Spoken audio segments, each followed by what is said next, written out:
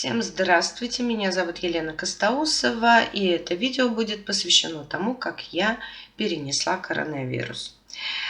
Видео по горячим следам, потому что выписали меня всего пару дней назад.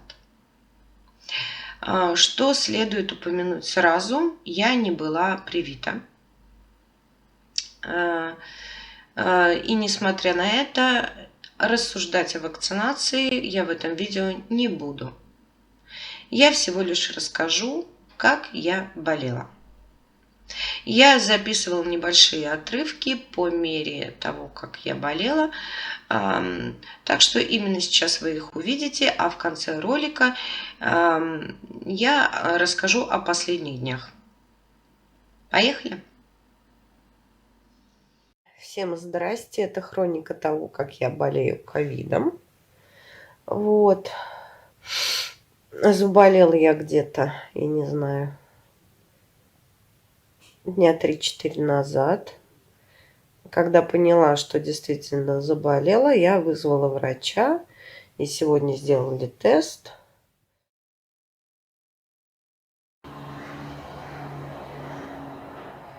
У меня действительно COVID-19. И, собственно, я давно уже решила, что если я заболею, то я сниму хронику того, как я болею. Вот. Так что вот сегодня тест определил COVID-19, и я начала поэтому запись. Но за эти 3-4 дня, что я могу сказать, пока я не чувствую вообще никакой особой разницы между гриппом и ковидом. То есть никаких особых проявлений пока их нет. Пока я болею стандартно, как я болела бы гриппом. То есть там слабость небольшая, болезненное состояние, много пью. И лекарства, собственно говоря, тоже сильно от гриппа, от тех, которые вот, когда грипп, примерно такие же. Вот. Иммуномодулирующие, противовирусные, чай с лимоном и т.д. и т.п. Если у меня какие-то особые проявления, очень сложно сказать. Вот я руки мыла сейчас, они должны пахнуть мылом. Но пока я чувствую запах мыла.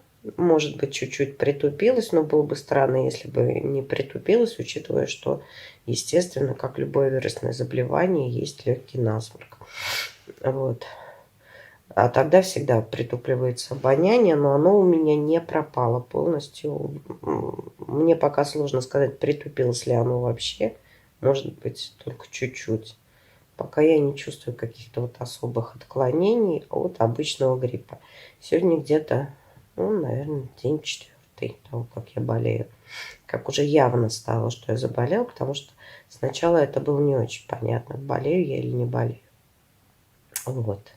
Сейчас вот с тех пор, как сегодня, точнее вчера врач мне назначил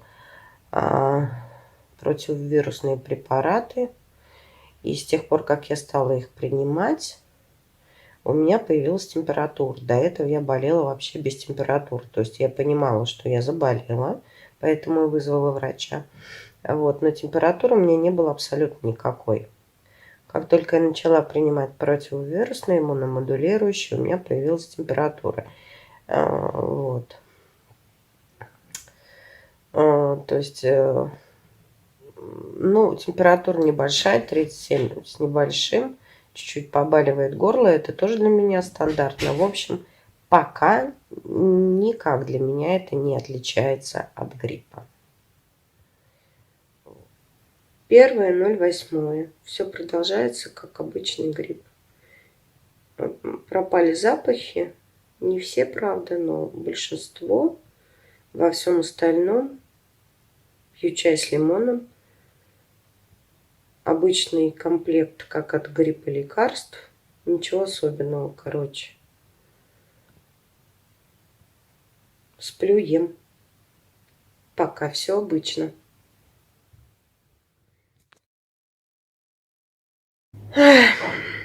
2 августа. Мне значительно лучше. Из лекарств в основном сейчас я принимаю, как это не смешно прозвучит, сок. Небольшой набор витаминов. Нос как бы еще заложен. Запахи я еще большинство не чувствую. Во всем остальном чувствую себя нормально.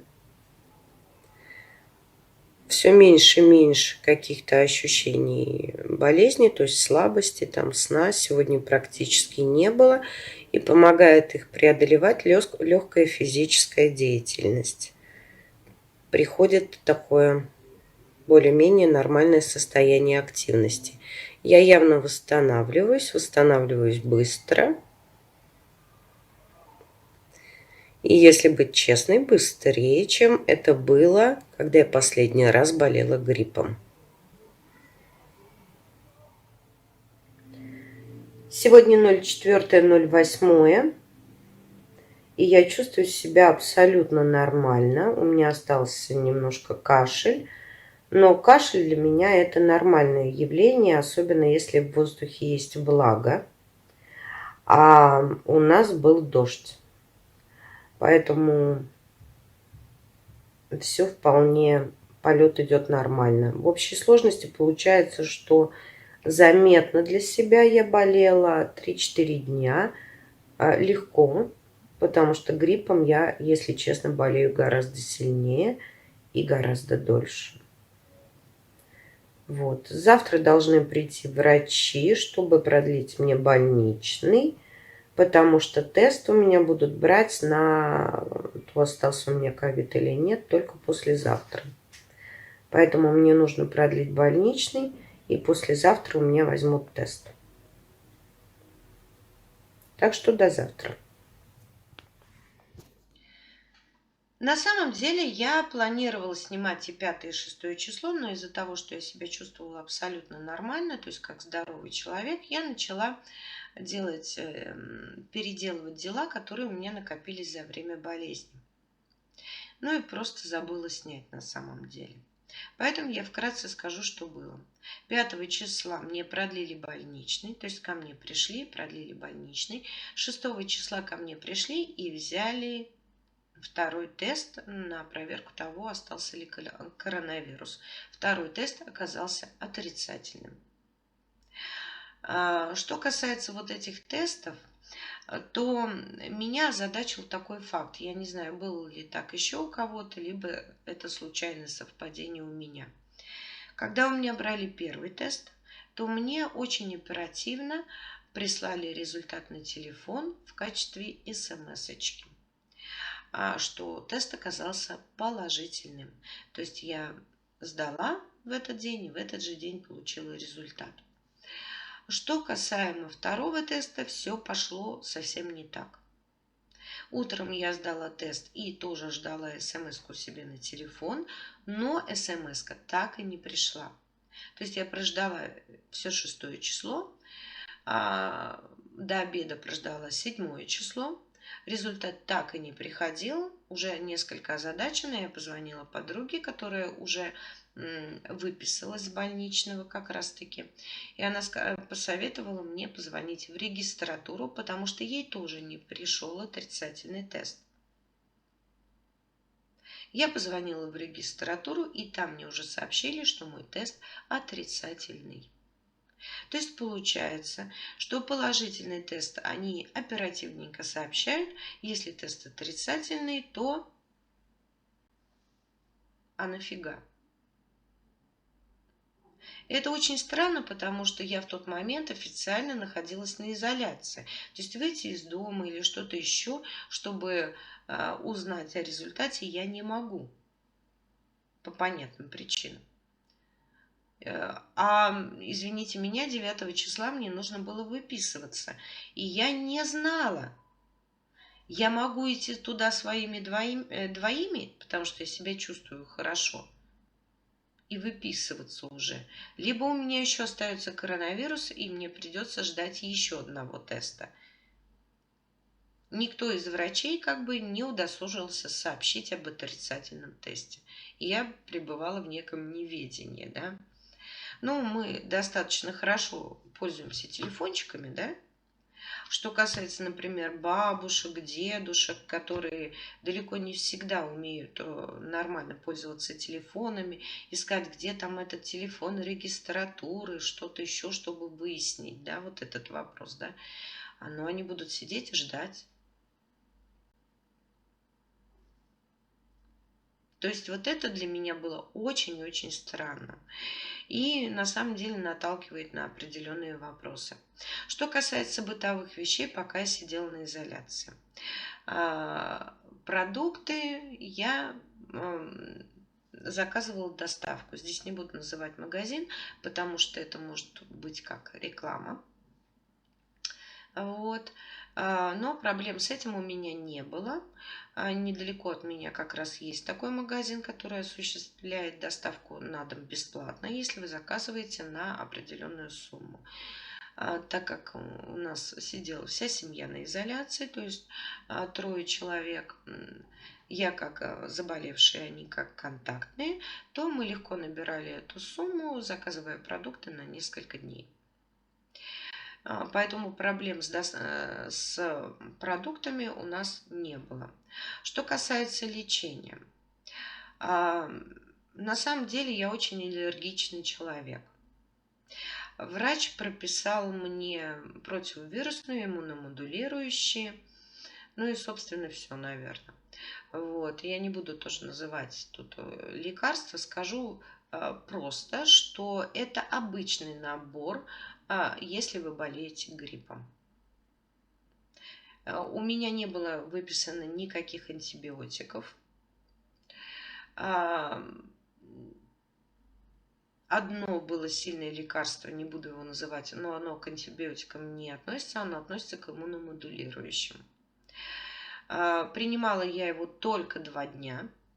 У меня началась достаточно неприятная аллергия, и я прекратила его принимать, оставив минимальный набор лекарств из выписанных мне, но хотя он и так был минимальным. И это все стандартные на самом деле лекарства, которые применяются при средней тяжести гриппа. Так что по большей части на самом деле я лечилась всем известными лекарствами, никаких особенных лекарств у меня не было. Мне принесли один противовирусный препарат, но я его не принимала, потому что принесли из поликлиники. Тоже не буду его здесь называть, чтобы не было рекламы. Я его не принимала по причине, опять-таки, той же самой, потому что я аллергетик очень сильный. А в противопоказаниях я увидела, что таким людям следует принимать с осторожностью. Я просто не стала рисковать, потому что не чувствовала каких-то особых сложностей с течением заболевания. То есть с легкими у меня было все в порядке, и чувствовала я себя нормально. Что касается того, как я вообще в принципе переносила это заболевание.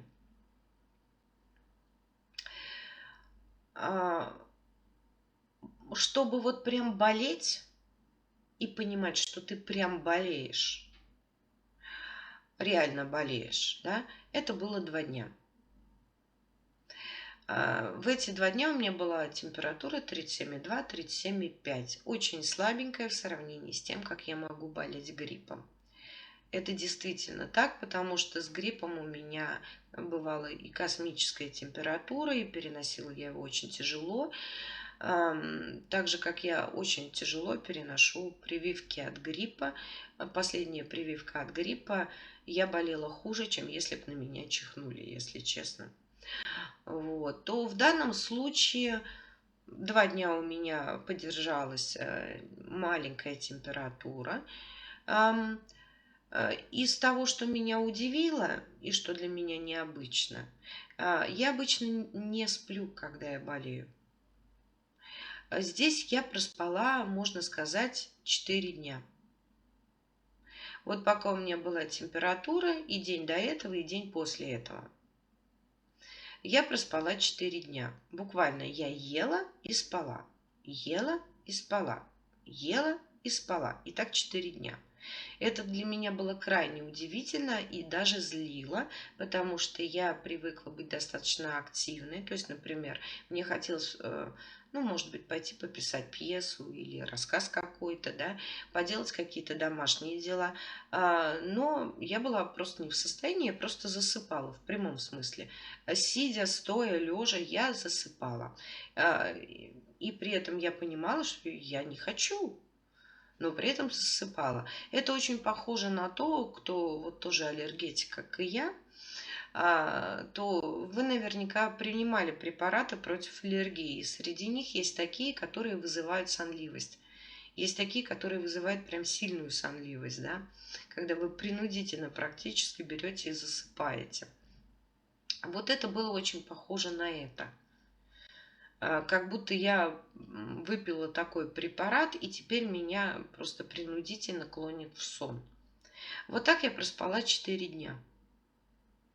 Проснулась я уже на 4-й день, не чувствуя никаких особых отклонений, только в обед еще пару часов поспала на следующий день. Но это уже не было настолько удивительно. Горло у меня не болело, его как будто немножко царапало. Не очень приятное ощущение, знаете, вот когда вы много кричите, и потом у вас слегка царапает в горле. Насморка не было, но нос был заложен. Больше было похоже на то, когда идет как бы внутреннее опухание тканей. Потом, через к концу вот этих 4 суток, это тоже заметно стало сходить, то есть опухоль как бы стала спадать. И я начала нормально дышать. До этого оно то появлялось, то исчезало, то появлялось, то исчезало. При этом, ну, насморк чисто символический, его практически не было на самом деле. Вот. Поэтому я, конечно, очень удивилась, потому что я приготовилась к чему-то такому очень страшному. Вот. Но этого не случилось. Обычно при гриппе у меня так болит горло, что я ни глотать, ни говорить не могу, бывает до гнойной ангины. Дышать не могу, потому что у меня сильнейший насморк. В данном случае все обошлось чисто, я бы сказала, такими символическими. Символическая температура, символическое царапание в горле, символическая заложенность носа. И необычный сон. Вот это да. Для меня это было необычно, столько спать. Что касается последствий. Ближе к концу болезни я потеряла запахи. Сейчас они уже начинают восстанавливаться. Сейчас я чувствую сильные запахи, слабые пока еще не чувствую. Но судя по тому, что вернулись сильные, через какое-то время вернутся и слабые. То есть обоняние, да, действительно ушло.